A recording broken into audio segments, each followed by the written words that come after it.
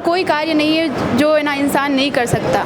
सारा काम ये हनुमान जी से ही सीखा है। कब मैंने उसको काज कठिन जग माई, जो नहीं होई तात तुम पाई। एक गुरु का काम यही है सर, हर एक स्टूडेंट को ये फील करवाए कि बेटा आप डॉक्टर बन सकते हो, आप में एक काबिलियत है, उसको उसकी काबिलियत से इंट्रोड्यूस करवाना। सांप सीढ़ी वाला गेम में नहीं खेलती क्या? नहीं, उसमें गेम नहीं कौन सा फोन रखती है? है। मेरे पास वो नोकिया वाला फ़ोन है। नोकिया वाला, उसमें तो आता है यार। नहीं, उसमें ना गेम एक्टिवेट नहीं कर रखा। बात के बारे में बहुत अच्छे सुने है, स्टाफ बहुत बढ़िया है। अच्छा, सीधा एडमिशन सीधा है यहाँ। कंटिन्यूस हमारी पूरी टीम में से जो भी मेंबर फ्री होता है वो हॉस्टल भी जा रहा है, और हॉस्टल में हम लोग जाकर के भी विजिट कर रहे हैं, बच्चों की समस्याएं सुन रहे हैं। पूरे 10 के 10 टीचर हैं, उन्होंने बहुत अच्छा साथ दिया है, बहुत अच्छी परफॉर्मेंस दी है।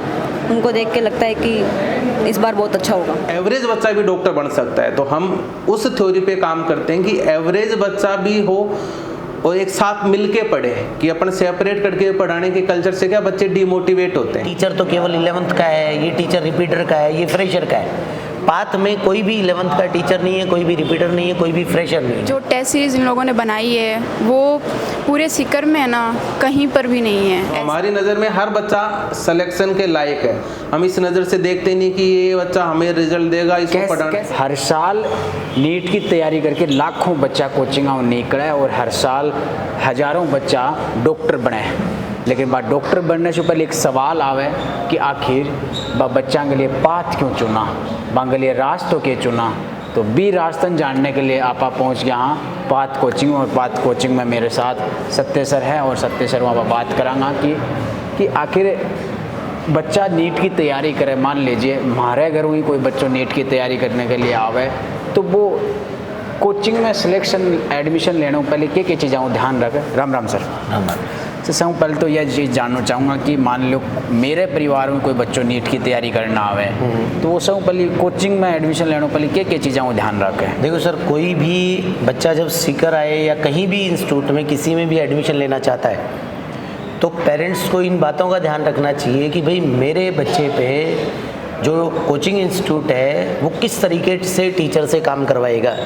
कि कहीं ना कहीं मोस्टली क्या है कि पेरेंट्स उस दायरे में फंस जाता है कि जब बच्चा 11th क्लास में आता है या फ्रेशर में आता है या 12th में आता है, तो कहीं ना कहीं वेल एक्सपीरियंस टीचर उस बच्चे को नहीं मिल पाते हैं। अब जो एक लर्नर फेज़ में कोई भी टीचर है तो उस वे में कंटेंट बच्चे को डिलीवर नहीं कर पाता है जिसमें बच्चे की रिक्वायरमेंट होती है, तो वो कहीं ना कहीं बच्चा भी सफ़र करता है, और वो कहीं ना कहीं जो बच्चे की क्वालिटी है, बच्चे का एक कॉन्फिडेंस लेवल होता है कि यार मैं नीट कर लेता, मेरा बहुत अच्छा हो जाता, वो सब चीज़ें सफ़र कर जाती हैं टीचर के कारण कि यार एक बेटर क्वालिटी का टीचर उस बच्चे को अवेलेबल नहीं हो पाया, एक लर्नर फेज़ वाला ही टीचर उसको अवेलेबल हो पाया, तो वो कहीं ना कहीं बच्चा जो है उसका एक कॉन्फिडेंस लेवल जो है वो बिल्कुल बॉटम पे चला जाता है। क्यों? क्योंकि वो चीज़ें सीख ही नहीं पाया, क्योंकि टीचर उसको वो चीज़ें सिखा ही नहीं पाया, और सिखा नहीं पाया तो सर वो चीज़ें कहीं ना कहीं बच्चे के लिए एक बहुत बड़ा स्ट्रगल का कारण बनता है, और वो बच्चा 3-3, 4-4 साल, 5-5 साल का रिपीटर बच्चा बन जाता है वो। अच्छा,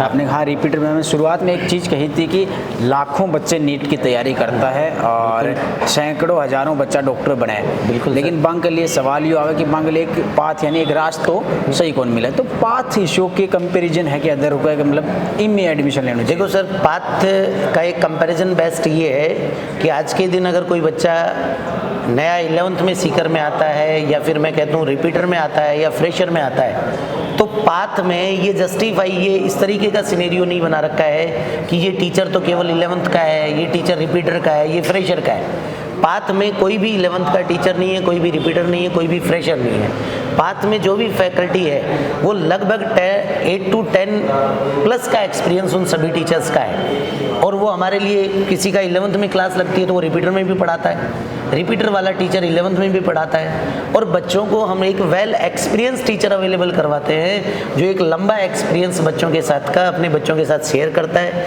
एक बेटर कंटेंट अवेलेबल करवाता है, और कहीं ना कहीं वो उसके रास्ते को आसान बनाते हैं। ये जो हमारा एक एक्सपीरियंस फैकल्टी का जो सिनेरियो है ना, कि और कोचिंग के कंपैरिजन में कि वहाँ ट्रेनी टाइप के टीचर पढ़ाते हैं, हमारे यहाँ पे एक्सपीरियंस टीचर पढ़ाते हैं, ये पाथ का सबसे बड़ा डिफरेंस लेवल है बाकी अदर कोचिंग्स के कंपैरिजन में, कि यहाँ एक बड़े लेवल पे कोचिंग इंडस्ट्री बेटर वे में काम कर रही है। सर एक चीज़ और जानना चाहता हूँ। आपने कहा कि हमारे साथ सारे चीज़ बच्चों को एक साथ वही सेम टीचर पढ़ाते हैं, लेकिन सबसे बात आती है मेंटरशिप की। तो बच्चों को आप किस तरीके से मेंटरशिप से तैयार करते हैं? सर देखो, जब बच्चों की मेंटरशिप की बात आती है ना, तो मोस्ट प्रोबेबल तो ये रहता है कि जो क्लास में टीचर पढ़ा रहा है वही टीचर बच्चों को मेंटरशिप देने जाता है। और सर हमारे कोचिंग का एक ये है कि अगर बच्चा महीने में 5 दिन एब्सेंट रहा है या उस बच्चे ने महीने में 2 टेस्ट नहीं दिए, तो पेरेंट्स के पास मैनुअल कॉल जाता है कि आप कोचिंग में आओ, और कहीं ना कहीं कोचिंग में आकर के ना आप लोग पेरेंट्स से हम लोग ये कहते हैं कि आप कोचिंग में आओ, आप हमसे मिलो। और हमारे कोचिंग का इस मेंटरशिप में सबसे बड़ा रोल जो हमारी टीम है, हमारे 10 लोगों की मेंटरशिप बहुत ज़्यादा इम्पोर्टेंट है बच्चों के लिए, कि हम एक एक बच्चे को फोकस करने जाते हैं। लास्ट ईयर पाथ ने 7000 बच्चा पढ़ाया और अपना एडमिशन भी हमने क्लोज किया 7000 बच्चों के साथ में। तो हमने 7000 बच्चों को एक एक टीचर कहीं ना कहीं ये फील गुड दिलाने गया है कि भाई आपकी मेंटरशिप हमारे थ्रू हुई है, और हमने बच्चों को प्रॉपर मेंटरशिप अवेलेबल करवाई है सर। अच्छा। तो हमारी जो मेंटरशिप है, हर महीने में बच्चे का रिजल्ट देख करके उस बच्चे को यहाँ ले आना, कोचिंग में एक एक बच्चे की मेंटरशिप करना, पेरेंट्स को बुलाना, पेरेंट्स के सामने कोचिंग की कोई कमी है तो उसको देखना, और बच्चे की कोई कमी है तो उसको देखना। जहाँ हॉस्टल में रह रहा है उस हॉस्टल में जाकर के बच्चे को मेंटर करना, ये पाथ की प्रायोरिटी है सर।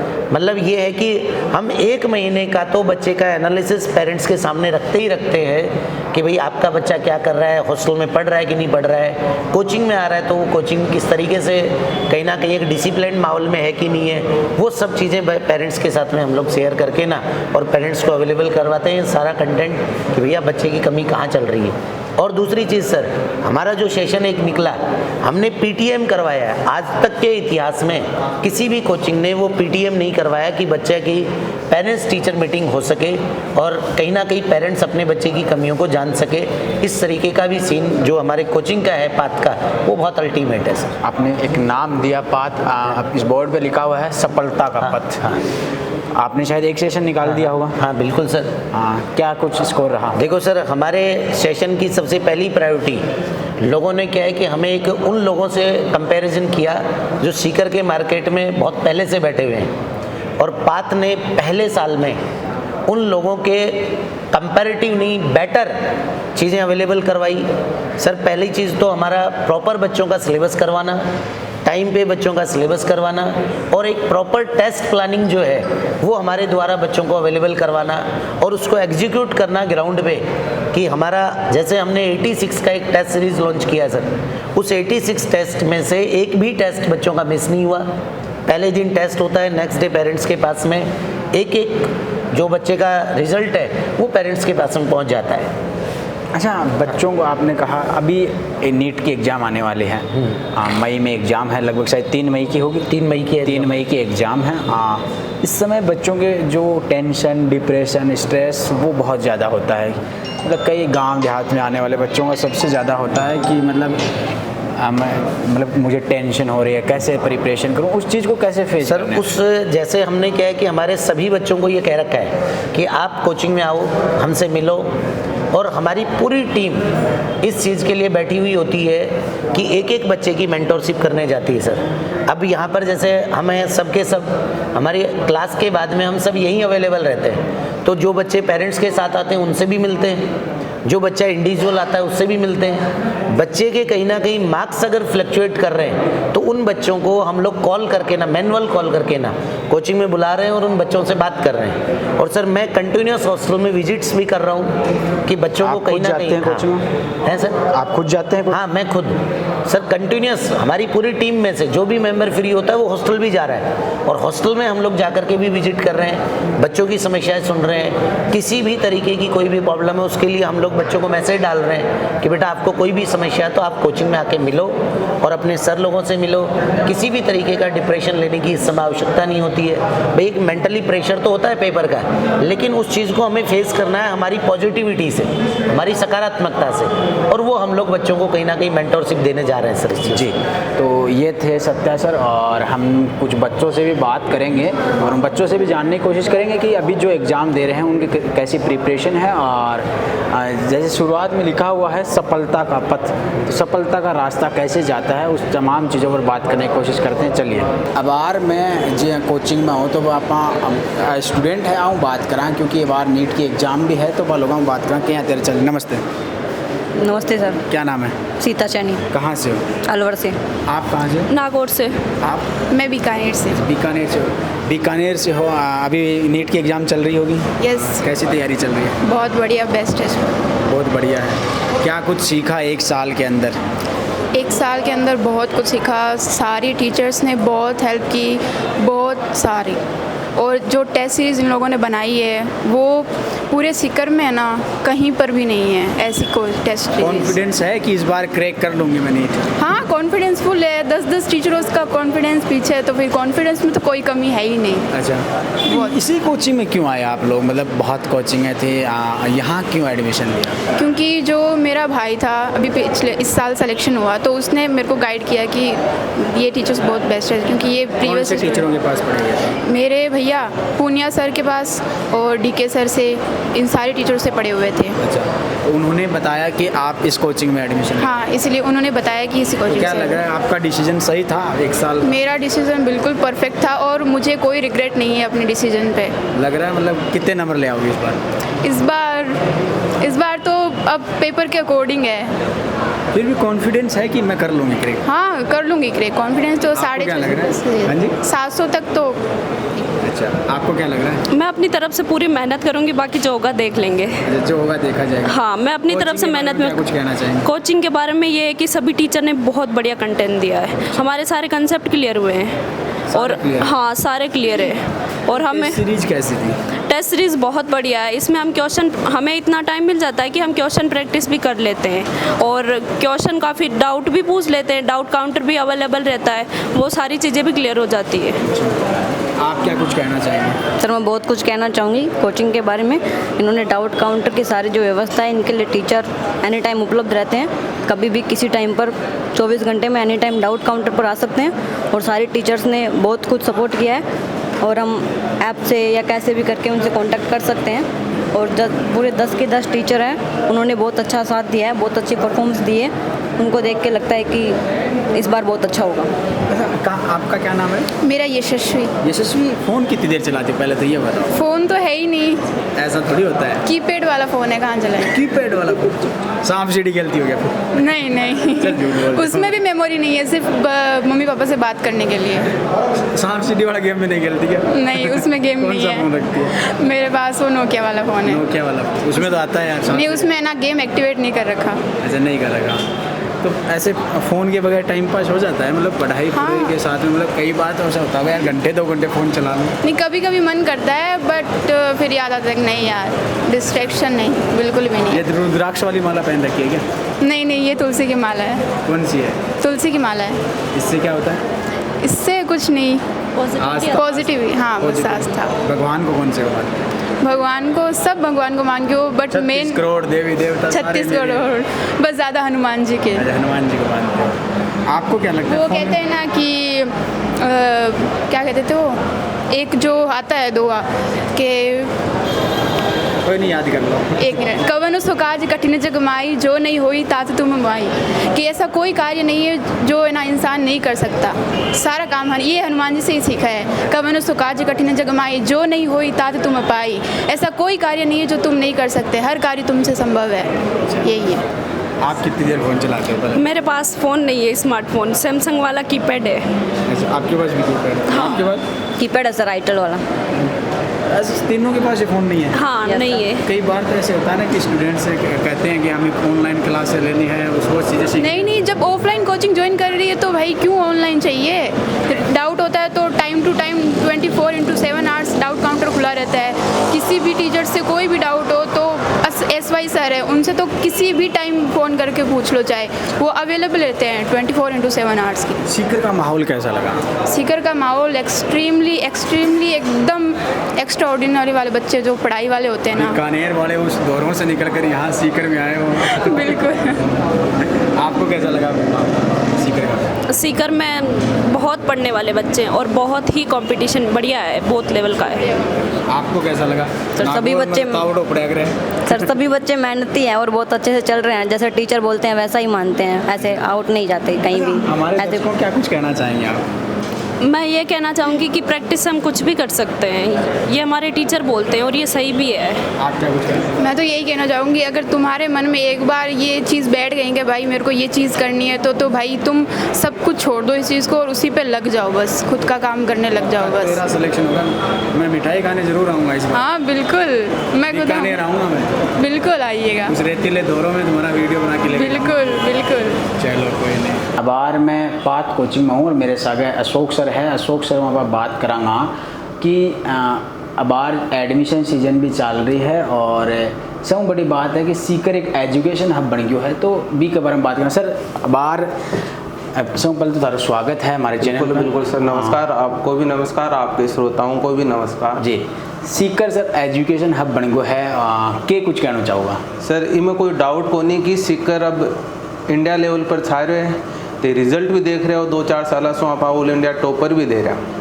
भाई बाकी शहरों में सीकर में सर मेन वजह ये है कि जैसे बड़े शहरों में क्या बच्चा डिस्ट्रैक्शन ज़्यादा होता है, ये अपना सीकर है। सीकर एक तरीके से ये मान लो एजुकेशन ही है, यहाँ कहीं दूसरी चीज़ें नहीं है, तो बच्चे को डाइवर्ट करने के लिए यहाँ एक तो एक्स्ट्रा चीज़ें नहीं है। दूसरी चीज़ यहाँ के जो पढ़ाने का कल्चर है एक परिवार की तरह है। मैं बच्चों को ऐसे नहीं कि एक एडमिशन की तरह देखा जाता है, एक कस्टमर की तरह। जैसे बच्चा एडमिशन लेगा उस दिन से और बच्चा जब तक काउंसलिंग करवाता है, मेडिकल कॉलेज में नहीं पहुंच जाए तब तक हम बच्चे का ध्यान रखते हैं। तो यहाँ पढ़ाने के साथ साथ उसका सीकर में, मैंने आज 15 साल लगभग मेरे को सीकर में पढ़ाते हो गए, लेकिन बच्चा यहाँ एक तरीके से परिवार की तरह मानता है इसको। तो इसमें बाकी शहरों में सीकर में ये बहुत बड़ा अंतर है कि हम उसको एज ए कस्टमर नहीं देखते, एक हमारा परिवार का मेंबर देखते हैं। और जब तक वो मेडिकल कॉलेज में ना चला जाए तब तक हम उसका एक परिवार की तरह ध्यान रखते हैं। इसलिए वो रिजल्ट, केयरिंग और इस दोनों को मिला के सीकर आज नेशनल मार्केट में ये मान लो नंबर ऑफ स्टूडेंट में देखो, रिजल्ट में भी देखो, कोटा से भी आगे निकल चुका है सर। जी बिल्कुल, नो डाउट, ये तो सही बात है। लेकिन अभी एडमिशन सीजन चल रही है, पेरेंट्स दूर दूर से आते हैं, सीकर पे नज़रें टिकी हुई है। लोग हनुमानगढ़, गंगानगर, बीकानेर या राजस्थान से बाहर, हरियाणा, MP, UP, पंजाब, यहाँ से स्टूडेंट आते हैं। उनकी नज़रें होती है कि पेरेंट्स वहाँ जाएं तो हमारे बच्चों के साथ कैसा रहन सहन होगा, पढ़ाई कैसी होगी, तो उसके बारे में क्या कुछ कहना चाहेंगे आप? देखो सर, पेरेंट्स का एडमिशन का माहौल है। पेरेंट्स के लिए आजकल एक 2-2 बच्चे होते हैं, तो उनके लिए भविष्य का सबसे बड़ा मेन डाउट यही होता है कि हमारे बच्चे के लिए हम बेस्ट इंस्टीट्यूट कैसे देखें। तो सबसे पहले मेन चीज़ जो होता है इस इंडस्ट्री में सर, टीचिंग स्टाफ। देखो ज़्यादातर इंस्टीट्यूट में होता क्या है कि बच्चे को सेपरेट कर लिया जाता है, तो अच्छे बच्चे को सेपरेट के लिए अच्छा स्टाफ देते हैं, एवरेज बच्चे के लिए नहीं देते, स्टाफ थोड़ा सा लाइट देते हैं। तो मैं पेरेंट्स के लिए एक ही है कि आपका बच्चा, एवरेज बच्चा भी डॉक्टर बन सकता है, तो हम उस थ्योरी पे काम करते हैं कि एवरेज बच्चा भी हो और एक साथ मिलके पढ़े, कि अपन सेपरेट करके पढ़ाने के कल्चर से क्या बच्चे डीमोटिवेट होते हैं। तो मेन चीज़ इंस्टीट्यूट सेलेक्ट करने में आपको मेन चीज़ है उसका स्टाफ देखना है कि स्टाफ कैसे हैं, बच्चों से प्यार से डील कर रहे हैं, उनको डाउट बता रहे हैं, और वही टीचर हो जो सब बैच में कॉमन पढ़ाएं। ऐसा नहीं कि बच्चों को अलग कर ले, उनके लिए अलग स्टाफ है, बाकी बच्चों के लिए अलग स्टाफ है। तो ये कल्चर ना होना चाहिए, क्योंकि इस कल्चर से बच्चे को नुकसान होता है सर। जी, कई जगह ऐसा देखा जाता है कि डाउट काउंटर होते हैं, वहाँ पर अलग टीचर होते हैं और क्लासरूम में अलग टीचर होते हैं। हाँ, तो सर वो नहीं होना चाहिए, क्योंकि एक पेरेंट्स के साथ अपन एडमिशन करते वक्त तो ये वादा कर देते हैं अच्छे स्टाफ है, बाद में डाउट काउंटर के टीचर लगा देते हैं उनके लिए अलग। तो ये एक पेरेंट्स के विश्वास के साथ विश्वासघात, ऐसा नहीं होना चाहिए। और अपने सिस्टम में ये बिल्कुल भी नहीं है। अपने सिस्टम में हर 11th 12th फ्रेशर जितने भी अपने टारगेट 11 12 टारगेट, सबके लिए हम एक सिमिलर सी टीम रखते हैं। हर टीम हमारे फाउंडर मेंबर 11th में भी पढ़ाते हैं, फ्रेशर में भी पढ़ाते हैं, 12th में भी। आज फाउंडिंग मेंबर हैं वो भी पढ़ाते हैं? हर बैच में पढ़ाते हैं सर, हर बैच में, क्योंकि बच्चे के बैच में जाने से हमें ये पता चलता है कि बच्चों के साथ क्या चाहिए, उनके डाउट पता चलते हैं। जब तक फाउंडर मेंबर क्लास में नहीं रहेंगे तो सर बच्चों की रियल प्रॉब्लम हमें पता नहीं चलेगी। अच्छा, बच्चों को कैसे छांटते हैं आपके? ये बच्चा आने वाले समय में हमें सिलेक्शन दे देगा? नहीं सर, देखो हर बच्चे में सिलेक्शन का टैलेंट होता है। तो कई बार बच्चा क्या होता है कि सर नेशनल लेवल का एग्ज़ाम है, कई बार टॉपिक नहीं समझ में हो सकता है, तो उसको फिर डीमोटिवेट नहीं करना चाहिए। हर बच्चा हमारी नज़र में सिलेक्शन के लिए तैयार है। हाँ, हो सकता है उसके साथ कोई टॉपिक या पर्टिकुलर हो जाए, लेकिन उसके लिए भी हम एक फीडबैक फॉर्म भरवाते हैं कि बेटा कोई टॉपिक नहीं है तो दोबारा पढ़ें। तो हमारी नज़र में हर बच्चा सिलेक्शन के लायक है। हम इस नज़र से देखते नहीं कि ये बच्चा हमें रिजल्ट देगा, इसको पढ़ाना। कैसे पढ़ाते हैं हम लोग, कैसे तैयारी करवाते हैं बच्चों को? देखो सर, क्लास का अपना जो सिंपल सा प्रोसीजर होता है, अपन क्लास में टॉपिक पढ़वाते हैं, फिर उस टॉपिक का टेस्ट करवाते हैं। तो फिर टेस्ट करवाने के बाद भी हम बच्चे से एक फीडबैक फॉर्म भरवाते हैं कि सर बच्चे का कोई टॉपिक वीक ना रह जाए।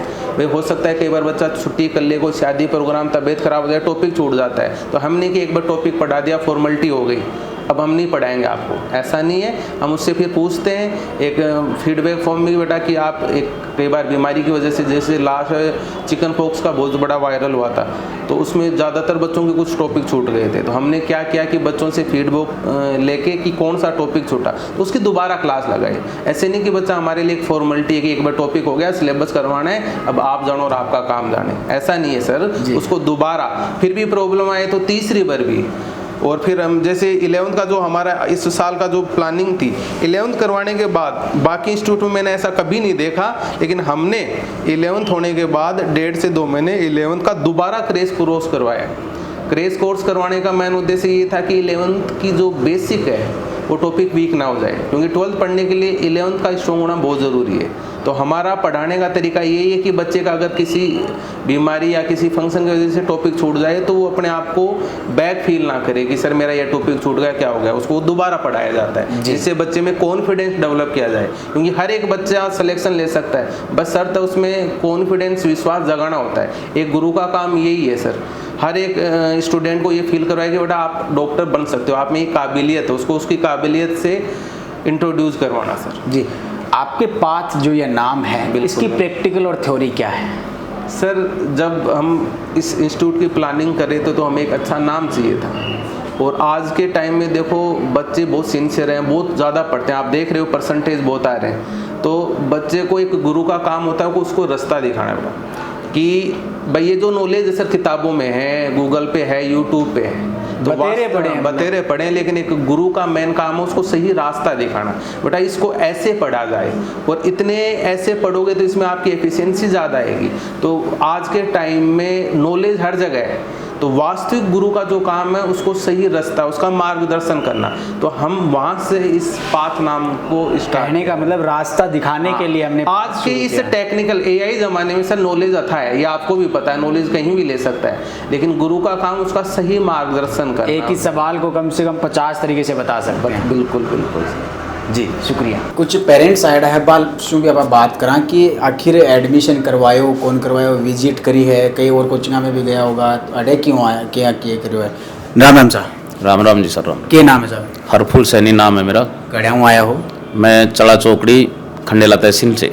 चला यू नीम का थाना गानी पड़ेगी? हाँ जी, नीम का थाना पास में। तो सीख कर में आया हो, कई कोचिंग देखी होगी, विजिट करी कई कोचिंग? कोई कोचिंग की विजिट कौन करी।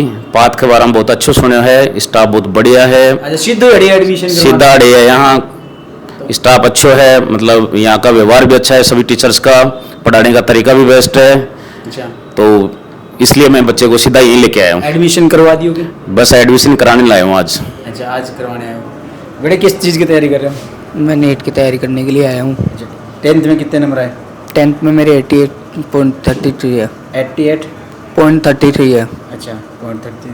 तो अच्छा, नीट करवा रहे हो, कई बच्चे प्रेशर वैसे तो नहीं थोप रहे हो? नहीं, बच्चे को डॉक्टर बनाना है। बच्चे पे कोई प्रेशर नहीं है, बच्चा खुद ही आया है कि मेरे को नीट की तैयारी करनी है, मेरे को ले चलो, मेरा टाइम खराब हो रहा है, एक दिन जा रहा है। अच्छा, तो इसलिए आज इसको डायरेक्ट ही लाया हूँ, कोई विजिट नहीं है, डायरेक्ट एडमिशन कराने के लिए लाया हूँ। और बच्चे में कॉन्फिडेंस है, वो बोला कि मैं अपना 100% दूंगा यहाँ पे। तो यही कोचिंग क्यों देखी, मतलब ऐसा क्या था इसमें? मतलब यहाँ कोचिंग में क्या है कि मैंने सुना था और एक बार पहले भी मैं आया था, यहाँ का माहौल मेरे को बहुत अच्छा लगा, और बच्चों के बीच यहाँ भेदभाव नहीं देखा मैंने, चाहे रिपीटर 3 साल का हो, चाहे फ्रेशर हो, सबकी एक साथ ही क्लासें लगती है। डाउट काउंटर पर वही टीचर बैठते हैं जो क्लासरूम में पढ़ाते हैं, तो ये चीज़ मेरे को बहुत पसंद आई। अच्छा, इसलिए मैं बच्चे को डायरेक्ट यहीं लेकर आया हूँ।